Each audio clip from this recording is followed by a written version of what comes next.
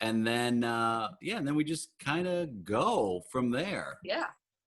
And it can be, yeah, it can be whatever. Like a lot of these have been like mono scenes, but I'm down for whatever fun you want to have. Okay, let's do it. Where are you, in Burbank? I am a stone's throw from Burbank. I do not want to pay Burbank rent, so I'm in North Hollywood. Good. Oh yeah, that's usually where I am. I'm in North Hollywood usually, but not with the quarantine. I'm right off of Lancashire on Morrison. Oh, okay. Right in that kind of arts district-y thing. Mm-hmm. All right. So, my friend, we have 30 suggestions to choose from. So, oh my God. I know. 30, my age. Isn't it sad? The older you get, the higher you're willing to be considered young. Anyway. Yes. Yes. Hold on to it. I'm going to go with my real age, which is 21. Perfect. That's of course the age. Of course you're 21. I've been 21 now 29 years in a row. Great.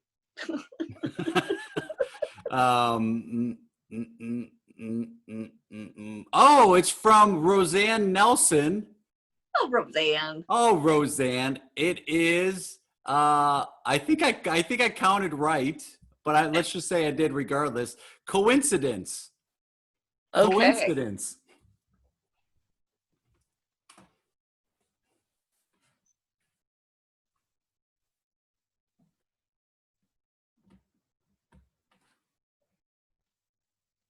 Really? Margot? Rob? What are you doing here? I was just trying on sport coats. What are you doing in Nordstrom Rack? Oh, so I had to return. I had to return a gift.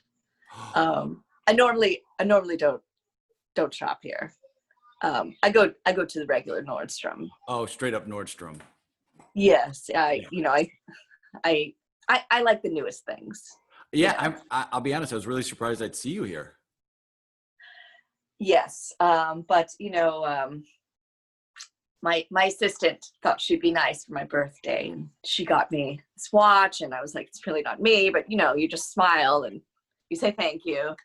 And I thought, I could have my other assistant go and return it, but I just found that I could just have a few moments alone and go to Nordstrom Rack and return it myself. And yeah, I was just gonna pop in and pop out. I wasn't really looking at anything. Well, yeah, Swatch is so 80s, first off. It is, isn't it? And yeah, I'm like, yeah, I never ever, I'll be honest, I never thought you would step foot in a Nordstrom Rack. I know, it's beneath me, really. Yeah, no. Yeah. No, no offense. None taken. I think there are some wonderful values here, and they have shoes in my size. It's very hard to find shoes. Anyway, should we just talk about the elephant in the room? I feel like we're dancing around it. Right here in the dressing room, sure. Or you can come out. I'll step out.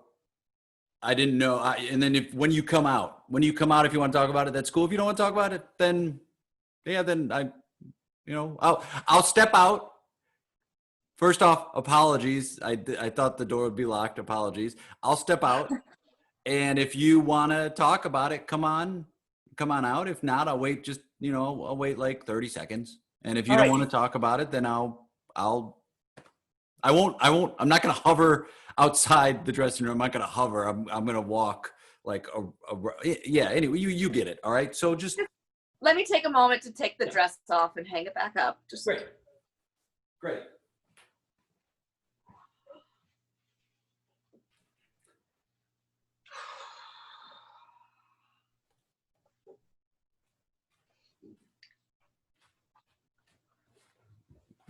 all Hey. right. Hey. Oh, hi. So it's Yeah. hard to say I'm sorry. Wow. That's why I'm not going to say it, because it's very hard. You technically said it. I was talking about saying I'm sorry. I didn't say it. There's a difference. You said it again. So twice, you apologized twice. I'm not apologizing to you.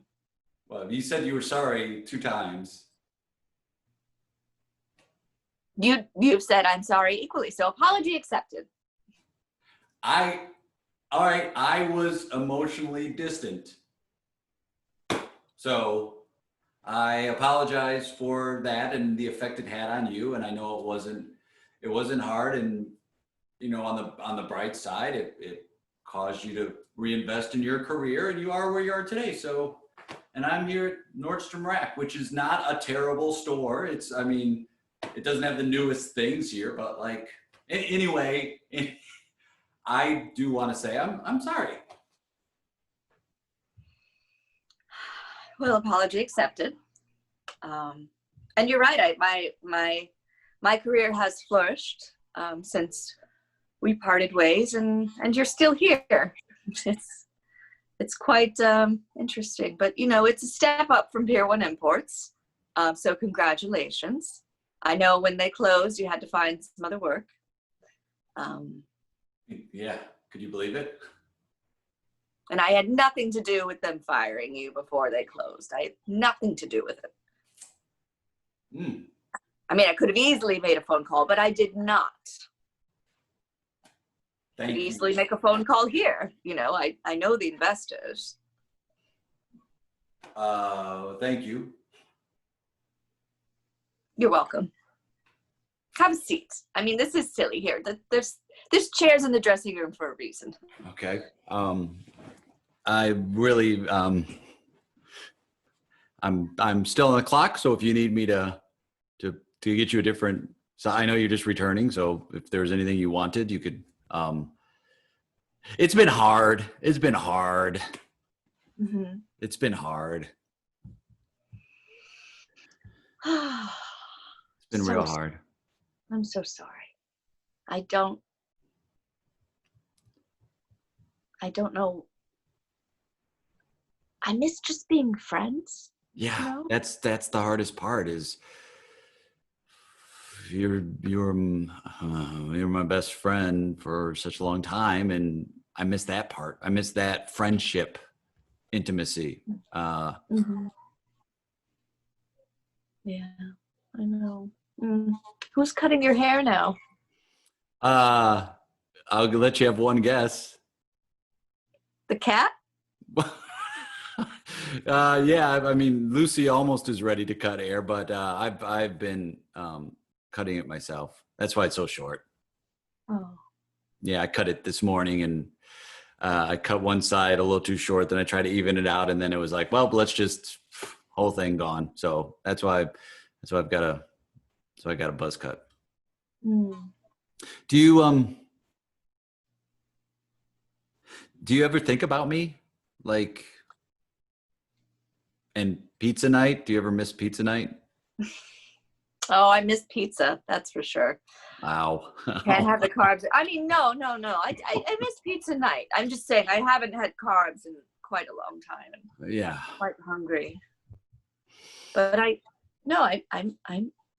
miss pizza night, and how you would remember how you would do that thing where you try to get me to punch you as hard as I could. Do it. Really? Yeah. Right here with everyone. Yeah. Punch me as hard as you can. Hold on, let me take the rings off. Wow. It's like a and the ruby. bracelet. That's I know. like a ruby diamond. All right. That's safe there, right? Okay. Think of it like you're whatever you wanted to do to me, put it in this punch. Well, first I want to fix your hair. Hold on. It's not much. sorry. It's been bothering me. Okay. All right. Yeah. Trying to remember from my piloxing class how it goes. Okay. Oh! Rob, are you okay? Oh dear. I guess I've had too much fitness training. Rob? I think we've attracted some attention, so it's really not funny. I mean, I know, I hope you're not trying to get me in trouble. You know, it's not payback anymore. I'm really concerned about you. I think you need to get up off the floor. Okay? It's not funny. Rob? Oh dear. I put my rings back on before I forget. Oh. Scene. Yeah. Oh, thank you for that. That was so much fun. That was wonderful. I love the, let me take all my rings off and my bracelets. I thought you were, even though we didn't say it, I thought you were like a movie star. That's kind of, I got a sense that either like you were some sort of way up status, and I just thought like, oh, you would become some sort of celebrity. Yeah, no, I like that. I was trying to play status real hard. Like, I was so good. My assistant got me this. Ew, I would never be caught dead in a Nordstrom rack. How did you get started in improv? Because you also do stand-up, right? I do. Yeah, the stand-up's actually pretty new. I've been doing it for like a little bit over a year. Yeah. But I come from a family of performers, naturally. Nah. Yeah, my great-grandfather was a vaudeville performer. Shut up. Yeah, and he would sneak out of the house to go perform on stage when he was like 16.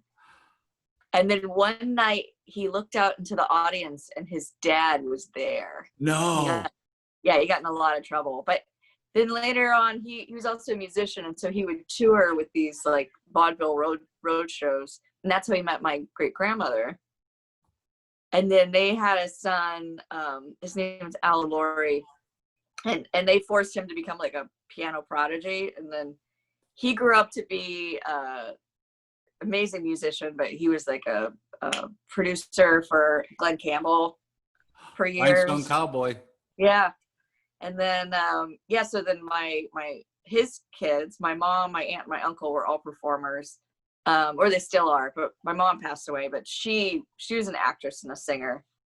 And so I grew up like going to her like community theater rehearsals just for fun.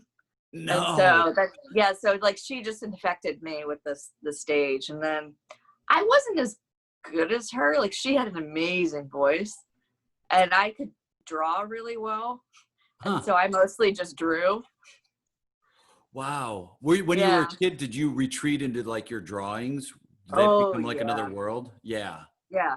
Yeah. And then I went to a performing arts high school in Las Vegas. Where I was able to do acting and art. And then, just the acting part, like, it was always just sort of on the side, because I always just told myself, like, you're never going to make any money with it, but not like you could really make money with art, but. You're not going to make money in acting. Go into the lucrative world of art instead. I know. So I graduated and realized I couldn't make any money with fine art. And then I got involved in stop motion animation. And then I started making puppets and puppet costumes. And and then I became a puppet costume designer. What? I know. And I won an Emmy for puppet costume design, which is like bananas. What? Yeah. Shut up. Congratulations. And then I was like, thank you. Yeah, that was in 2010. And then I was like, I want to go work for a toy company. So then I started working for Hasbro. And now I'm a toy designer. Wow. And I do acting for fun and stand up for fun and improv for fun. And that's my joy. Do you think because you have that, not just the background, like because your family are performers, but the world of like animation and drawing, that's why you're able to put yourself in these situations that the worlds are fuller? Because I watch you improvise, and I've watched you do some things with Nathaniel Montgomery online, which have been awesome, and watching you like during the happy hours and stuff, and you seem to always dive right into a world. So do you think it comes from like that part of your imagination that puts you right in there? I don't know. I guess so. I don't know. I don't know. I don't know. I'm just me. I'm just me. And I feel like I'm working on not being so like second guessing myself just in life, but also in improv. And a lot of times I just overthink things. Right. And so especially like in the happy hour, I'm trying to just accept and dive in and not overthink. But even just like when we were passing the ball back and forth, the object, like we didn't get that far. I mean, it was only like a softball size by the time we ended because I was like overthinking everything. Well, I mean, I think when, this is funny, improv is like just imagination. So for people, I think in general, our goal is, oh, what's the instruction? Now am I doing the instruction right? Yeah. And Am I that's the perfectionist in me and always thinking like I'm not doing it right. Oh my God, for sure. And it's like yelling at somebody for painting, where it's like, paint better. It's like, I don't know. I mean, that seems to work out pretty well. And do you find that like, how does that influence how you're dealing with like designing toys? Because that's very interesting. You're designing toys for kids, but you have that side of you that wants to be a perfectionist at all times, right? So how do you accept those kind of mistakes, or that never achieving that in that area? I just beat myself up continuously. Yeah. And hopefully that gets passed on to the toy that the child is playing with. They're like, wow, the person who designed this must have really tortured herself. Hey mom, this toy's very complicated. This toy has imposter syndrome. I don't know what to do with it. I mean, isn't that true? You nailed it. The imposter syndrome. Yeah. We all have that. And then we want I think sometimes we want people to co-sign that, and we look to like teachers or people in authority to be like, I'm terrible, right? And then as soon as they go, yeah, you're pretty bad, you go, you're very smart. You know how bad I am. I know. And then your grandma tells you you're great. You're like, what do you know? Yeah. What, you lived 90 years successfully? Who are you? I know I'm terrible. Well, I think it's that moment of like, yeah, you're constantly battling that like brain and your ego, and you're battling that against like the sense of play and your soul and that joy. And it's like, I think you just keep doing it. And I think that the more you, and this, like the more you do it, the farther those intellectual beat up sessions are. I think the more you do it, because you start doing enough that you're like, there's another one. I'm going to do another scene pretty quickly. There's another one coming. If I can't spend my energy on each scene dissecting it and then perfecting it, because that's a lot of energy. So the sooner I can kind of let go and move forward, the better. Now that's easier said than done. Mm-hmm. Yeah. No, it's all about quantity. Because I think I used to be in this mindset, especially in college, and it was really debilitating, where I wouldn't want to sit down and do a painting unless I thought it was going to be good. And the need to be good, like totally screwed me. And then it wasn't until years later I was hearing Ira Glass talk. Yeah. And it was like my mind just like exploded. It was like, where was this like 10, 15 years ago? And he was saying that your skill and your taste have to be at the same level, right? Yeah. So it's like, as you get older and you mature and you're exposed to different art and just design, like your taste becomes elevated and you know what's good. But then if you're not doing the work every day, working up your skill, there's a disparity, and then you're always going to look down at your skill and be like, it's not good enough. Yeah. Yeah. So you have to be elevating them both at the same time. And yeah, we think that like, oh, me just sitting alone in my room thinking is and enhancing your skill, and it's not. It's only through time and effort. Now let me climb up in here. Let me get in here and let me close the lid and let me sit and swim in that BS for a long time. I mean, that's how I get better. I appreciate your sentiment, but I think it's doing less, thinking more.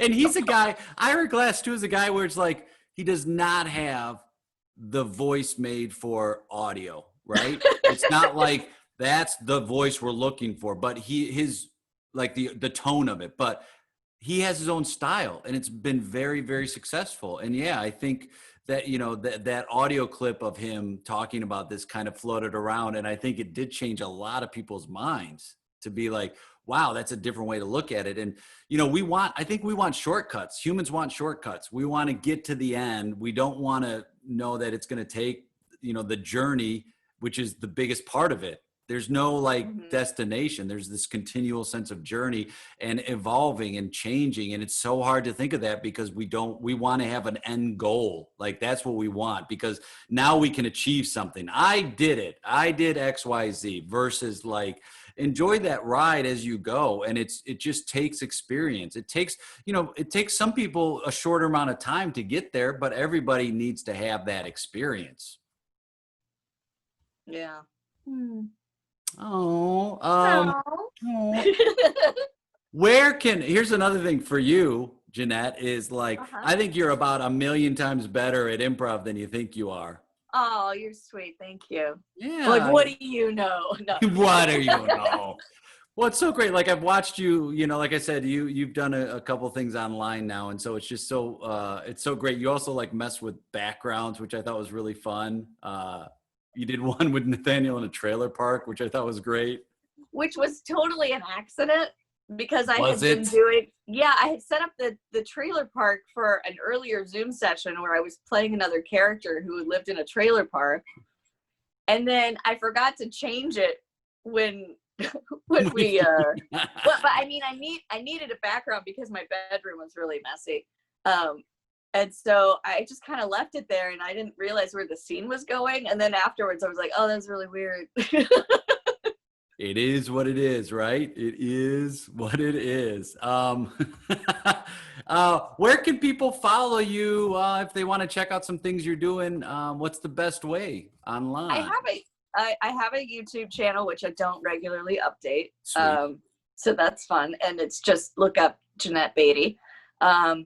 You can stalk me on Instagram. Handle is Baity Lady, BAITY LADY. And then, yeah, I mean, I'm sort of an enigma. I'm elusive. I don't have like a comedy profile and this and that. It's just me. I'm just one person. That's a great tagline when you get your website up fully. It's just me.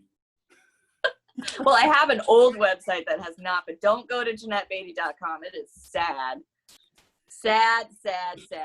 But I just paid GoDaddy to renew it, so I need to do something with it. Don't go to www.JeanetteBaity.com. Whatever you do. Whatever you do. You will be so disappointed. I'm so sorry. Well, it was awesome playing with you. I love it. I can't wait to do it again. Thank you, my friend. Thank you. This is wonderful. Bye. Bye.